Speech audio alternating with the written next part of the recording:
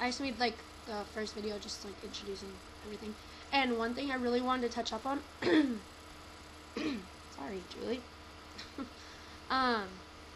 was about C-sections and how much better I think like a vaginal birth would be than having a C-section for anyone that's pregnant right now, or anybody that's thinking of having kids, or agrees with me or disagrees with me. You can put comments. Sorry, maybe I'm getting sick.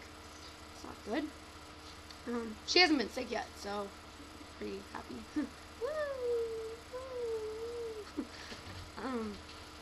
She's kind of wiggly a lot, so forgive me if I have to move a lot. Yeah, so sorry. About the C-section. What happened was, this might be a little disgusting, but for anybody that's pregnant, you're gonna have to go through it, so whatever. And I had to go through it, so I don't really care if you're disgusted. Just stop watching. I don't care. Well, I do care, but anyways. So I woke up on October 27th of last year, 2011, and something didn't, like, not necessarily feel right, but it was kind of, I just felt weird. And so I went to the bathroom, and I had like a lot of discharge, like a lot of it. I mean, it was really gross. And so I went back to bed. I called my mom because my due date was the day before. I was due on October 26th. And so I called my mom, and she asked me if I wanted her to come over, and I was like, yeah, because I didn't know what was going on. And so right when she got here, she literally called me, and I went up to get out of bed to go like to the door, and because I have to like walk outside and go to the gate and everything and let her in. So I was about to walk out to the door, and all of a sudden I just feel this huge gush. And no, it was not my water breaking, but it was, I guess, my mucus plug. And there was so much blood running down my leg. It grossed me out. Some people don't have blood. Some people have a little bit of blood. I had tons of blood, enough where they tell you if you have enough blood, like a period, to go to the hospital. I had more than I've ever had on a period in one gush. It went all down my pajama pants. I mean, it was disgusting. I mean, and it scared me because I thought something was wrong, like, with her. And so, right then, we thought that was it, and that I was going to have to go to the hospital and that. So we went to the hospital. My boyfriend was at school, so we had to call him, and he came and met us at Mary Birch, which they did a great job throughout everything. So then I went up to triage, and they checked me and everything, and they put like this machine for her heartbeat and one for like my contractions and everything. And they did this test to test if my water had broken, and I didn't think it had, but I didn't know what it was. And so, excuse me, oh my gosh, sorry. They like test your cervix or something to tell if your water's broken, and mine hadn't, so they sent me home, which I kind of didn't want. I kind of just wanted to stay there, but at the same time, I'm happy I didn't, because I kind of disobeyed the nurses. They tell you to stay off your feet until like anything starts happening. They told me to wait until I started having normal contractions, or if my water broke, to come to the hospital. And they told me to stay off my feet. But instead, what I did is I went with my mom and my boyfriend. We went down to the boardwalk in Pacific Beach, because I live in San Diego. Yeah. And so we walked from Crystal Pier to the roller coaster and back, which I think there it's about 2 miles, I think. I'm not exactly sure, but it was a lot. And I didn't feel any contractions walking there, but on the way back I started feeling them more and more, and it started getting to the point, I mean, it wasn't horrible, but I knew it was going to be either that night or the next morning when I was going to have her. She's drooling all over me. She's teething too. She does everything so quickly. She started like teething a month ago, and she's crazy. You're crazy. I'm like, no, I'm not. Anyways, so yeah, so then it was, and we finished that walk at about 5. We wanted to get back before it got dark, because we had to do something, I forget. But because my mom had to do something before it got dark at her house, and she wanted to come back and all that. So I started having regular contractions, and at like 11, I waited like a half an hour longer than when I started feeling regular contractions. At every 3 to 5 minutes, 1 minute intervals, like they last for a whole minute, every 3 to 5 minutes, and for an hour.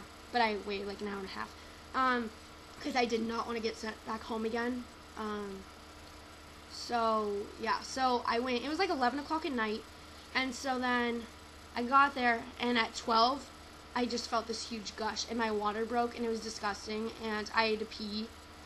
Sorry, that's a little TMI, but I had to pee. And walking when your water breaks, oh my gosh, it's horrible. Like, you have this disgusting, like, it literally feels like you pissed your pants, but you're not wearing pants because you're wearing a hospital gown.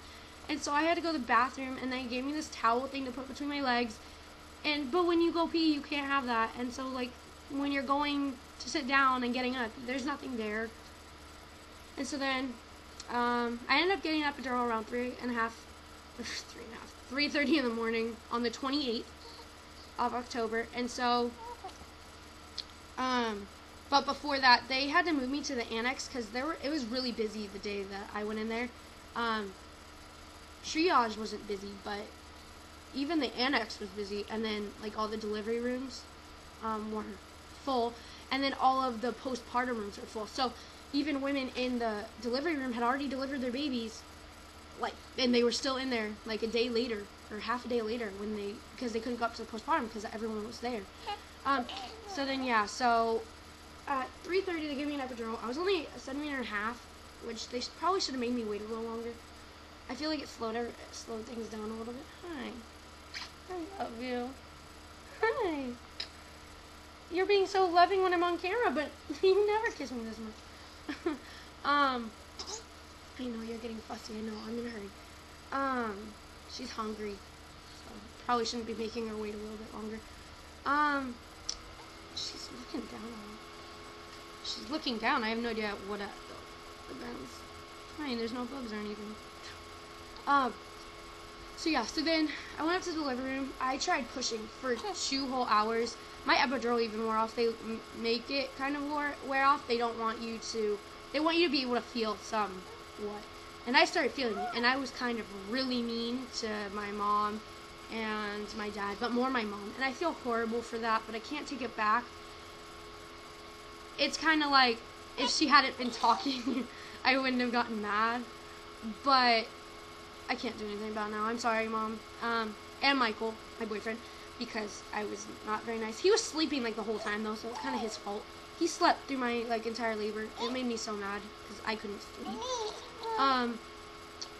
So then at like 7 o'clock at night, my doctor asked me or like a little before 7, he asked me if he's calling me from work. I'll call him back. I'm almost done. Asked me if I wanted to keep trying, but he didn't think it was gonna help because it had already been 2 hours of me pushing, and she was just as far as she was at the beginning. I mean, you could see her hair, but you couldn't, I couldn't push her out. So I opted for like a C-section. Sometimes I wish I had tried another hour, but I just didn't. So then I had a C-section, and then, yeah, so then like right after you have a C-section, they have to stitch you up. I mean, you don't even get to hold. I didn't get to hold her. I just got to see her. And then they stitch you up, and then like the first half hour after she's born, they have to do skin to skin, which is really good for your baby, and breastfeed. So I still breastfeed her. I'll go into that later on. And she loves it. She hates bottles. She hates it. But I have to sometimes. Michael has to when I'm at school. But yeah. So then you have to stay in the hospital. I think it's at least 3 days. At least at Mary Birch it is. But yeah. So I'll go into another thing about like recovery from it. I won't even call it recovery. It's just like pain. But yeah. Thank you for watching. And for anybody that's pregnant, definitely try as hard as possible to push your baby out because it's hard. Either way, but worse with C-section, I feel. Thank you.